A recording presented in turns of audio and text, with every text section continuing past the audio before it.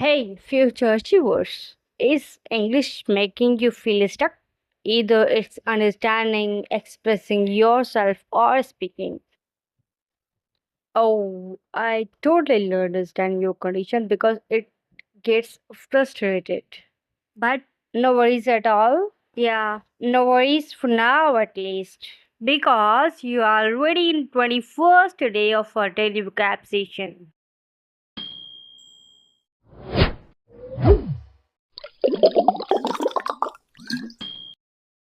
Thank you for learning with us and growing with us. Keep following us on our YouTube, Insta, and Facebook pages with the handle Learn Resemble.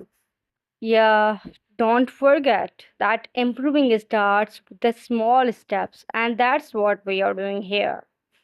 So, moving towards the formal starting of the vocabulary words for the day 21st. Oh, the word one is aloof. Aloof does mean emotionally distant or reserved. Emotionally distant का मतलब है जिसको social gatherings पसंद ना हो, crowds से वो कतराता हो और उससे डिस्टेंट होना चाहता हो, डिस्टेंट, डिटेच्ड या reserved, these are the synonyms. और एंटोनिम्स में we do have the words like friendly, warm या फिर सोशेबल. अब ये वो है जो कि अलूफ के अपोजिट के वर्ड्स हैं. अच्छा, सेंटेंस में इसका यूजेज अगर हम देखें तो we have two sentences as examples. He remained अलग थलग during the session a discussion, और शी सीम्ड अलग थलग बट वॉज जस्ट शाय. अब यहाँ पर जो अलूफ का वर्ड है वो मैंने अलग थलग या फिर गैर शामिल किए उससे रिप्लेस कर दिया है ताकि you get a sense exactly how to use it. And then we are having the word amass. Amass does mean together, yeah, together something in a large amount. जमा करना या इकट्ठा करना. To accumulate together या to collect. These are the synonyms. और इसके antonyms में we do have the words like scatter, disperse या फिर lose. इकट्ठा करना, बहुत ज़्यादा तादाद में जब आप चीज़ जमा कर लेते हैं तो then you use the word amass. Sentence के अंदर इसका यूजेज अगर हम देखें तो he managed to amass wealth over time. बहुत छोटे से अरसे में ही managed to accumulate a lot of wealth. And then the word three is ambidextrous. Ambidextrous does mean able to use both hands equally well. आप जब दोनों हाथ यूज़ करें, कोई भी काम करें आप, लेकिन आप you are able to use both hands together at the same time and able to use both the hands to do the work equally with the same efficiency. बहुत सारे लोग होते हैं जो कि दोनों हाथ से लिखना जानते हैं, काम करना जानते हैं. वो बहुत सारे लोग नहीं भी होते ऐसे जो दोनों हाथों के माहिर नहीं होते. तो एम्बीडेक्स्ट्रस हम उसी शख्स को कहते हैं who is able to use both hands equally well. अब यहाँ पर सिनोनियम वाले वर्ड्स जो हैं वो हैं टू हैंडेड, वर्सेटाइल या स्किलफुल. और एंटोनिम्स वाले वर्ड्स जो हैं वो हमारे पास हैं राइट हैंडेड, लेफ्ट हैंडेड यानी कि एक हाथ, या तो राइट या तो लेफ्ट, या फिर clumsy, who is dull, who can not do, who don't have skills, इस तरीके से. अब let's look into the sentence. She is ambidextrous and can write with both hands. It means के एम्बिडेक्स्ट्रस की मीनिंग ये है जो हमने आगे एलाबोरेट की है. It means that she is skillful and can write with both hands, two hands. Ambidextrous players have an edge in sports.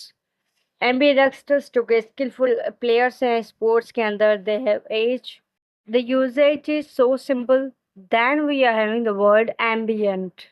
Ambient does mean relating to surrounding environment.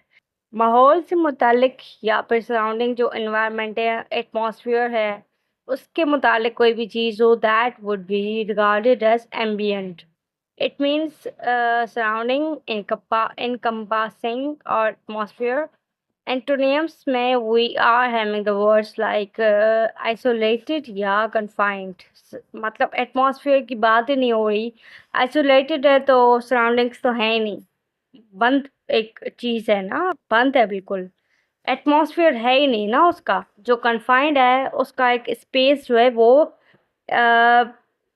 Measured है, measured space के अंदर, और उसके एक छोटे से space के अंदर हम क्या एटमॉस्फेयर की बात करेंगे. तो यहाँ पर हम वो वर्ड्स जो है ना एंटोनियम्स में लेके आते हैं. ये भी थोड़ी बहुत ट्रिक्स हैं जो you can use in choosing the antonyms and synonyms when you are appearing in any test और एग्जाम. अब इसी के साथ साथ अगर हम सेंटेंसेस को देखें तो the cafe had soft ambient lighting और ambient temperature affects the engine performance. में दोनों सेंटेंसेस के अंदर सराउंडिंग्स की बात हो रही है. यू कैन सी दैट, और मीनिंग के अंदर भी वही है.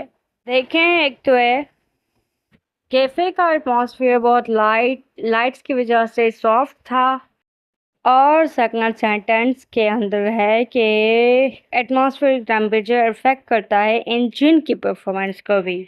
तो क्वाइट सिंपल है. जब आपका डिफाइंड एटमॉस्फेरिक स्पेस होगा तो एंटोनियम हो जाएगा, और जब आपका एटमॉस्फेयर या स्पेस की बात हो रही होगी तो सिनोनिम हो जाएगा. The next word is ambiguous. Ambiguous means जो क्लियर ना हो, जिसका मफहूम जाहिर सही से ना हो. Open to more than one interpretation. किसी बात का अगर एक मतलब ना हो लेकिन वो दोहरा मतलब रखने वाली हो. क्लियर ना हो, वेग हो, अनक्लियर हो, इक्विवोकल हो, ये सब इसके सिनोनियम से, मीनिंग से. और अगर वो क्लियर है, ऑब्वियस है, डेफिनेट है, डिफाइंड है, प्रॉपर है, तो फिर वो इसके एंटोनियम्स है. सेंटेंस के अंदर अगर हम देखें तो हमारे पास भी बहुत सिंपल सेंटेंस है.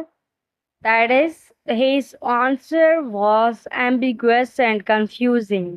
अब उसका आंसर जो है वो उसने दिया तो है लेकिन इट इज कंफ्यूजिंग.